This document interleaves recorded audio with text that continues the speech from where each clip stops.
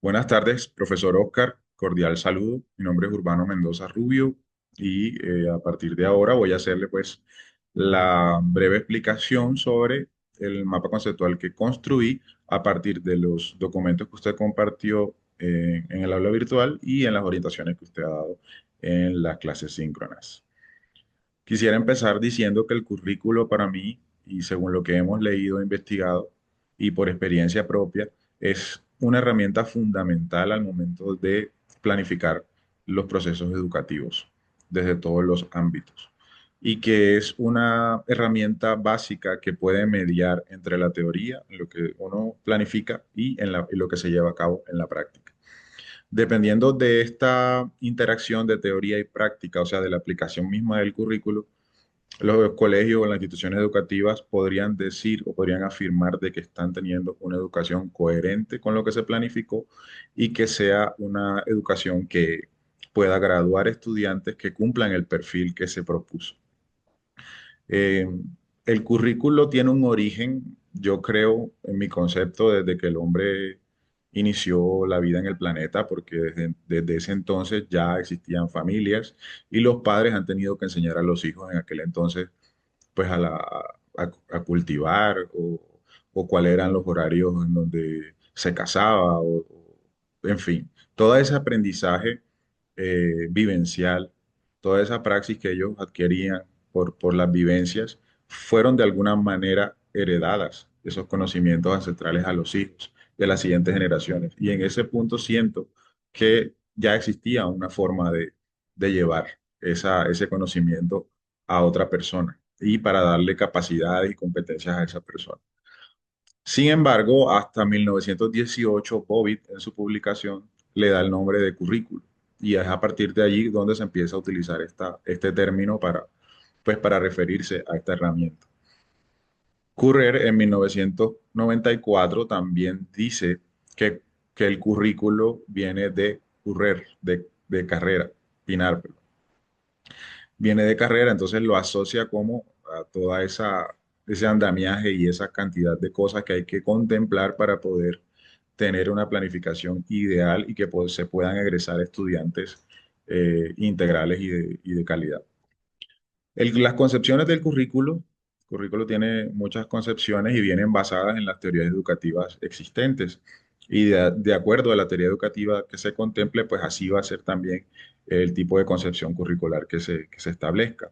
Como es el caso que coloqué aquí en el mapa conceptual, por ejemplo, la educación, la teoría educativa racionalista, eh, definitivamente establece la concepción académica del currículo, la funcionalista, la tecnológica, la constructivista y humanista, la concepción de realización personal, la pedagogía crítica, la concepción de reconstrucción social, la hermenéutica, la práctica del currículo y el enfoque sistémico, ya una perspectiva más holística. Esas perspectivas teóricas deben ir encaminadas a responder a suplir las necesidades de las problemáticas sociales que se tengan en las instituciones educativas o en las comunidades donde éstas estén. Y eso influye directamente en el modelo pedagógico que se seleccione para construir el proyecto educativo institucional de cada colegio. Estos modelos educativos deben ser coherentes con las concepciones, deben ser coherentes con las perspectivas, deben ser coherentes con los componentes mismos que ya vamos a mirar. Y estos modelos constituyen un modelo, perdón, un esquema simplificado de cómo se va a aplicar los componentes teóricos, científicos, estructurales a la parte ya, al aterrizarlo ya al ambiente áulico. Estos componentes de los que hablaba anteriormente son como la estructura, la columna vertebral del proceso de construcción de los currículos. Y tenemos los que están aquí en el mapa conceptual. Empezamos con el epistemológico, que digamos es el componente eh,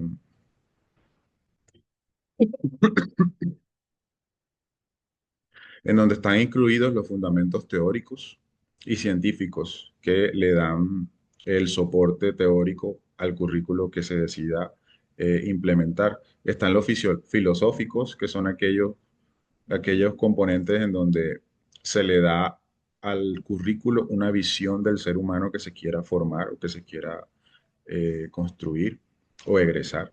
Están los sociológicos, que son los que están, digamos, en los últimos años en más auge porque son los que contemplan el contexto, la zona en donde está la escuela, la zona en la cual se desarrollan los estudiantes. Está el psicológico, que viene basado en la parte del desarrollo humano, de cómo se desarrolla el ser humano, y además de cómo este desarrollo influye en los procesos de enseñanza y aprendizaje, bien importantes. También está la parte pedagógica, que es cómo se enseña, cómo enseñamos y cómo planificamos la enseñanza.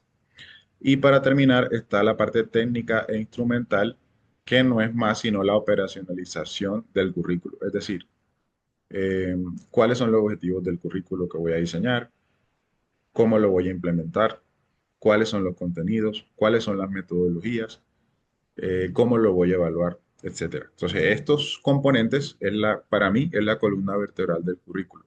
A partir de allí empieza a incidir directamente en la calidad de la educación este factor.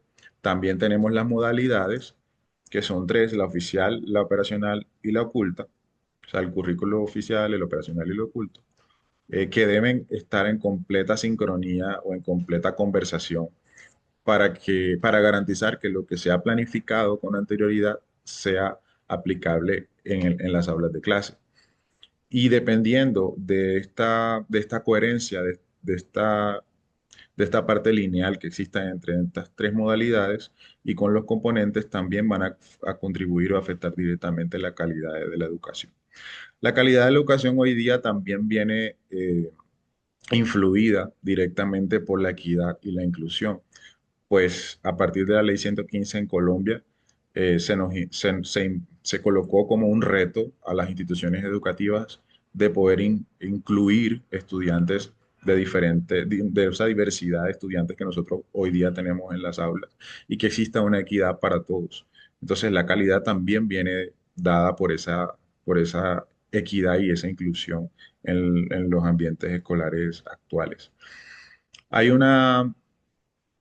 como una diferencia entre lo que se concebía como currículo tradicional, que se enfocaba básicamente era en la parte académica, en los contenidos, y el actual, que tiene ya un rango mucho más amplio porque incluye los contextos, incluye la capacidad del estudiante aprender en competencias, de resolver problemas, de aprender a través de proyectos, de la casuística, en fin, son muchos más herramientas que se le están dando a los muchachos hoy día para que ellos puedan desempeñarse de mejor forma, y no solamente con los contenidos, sino en temas actuales, por ejemplo, la sostenibilidad, el impacto del ser humano al medio ambiente.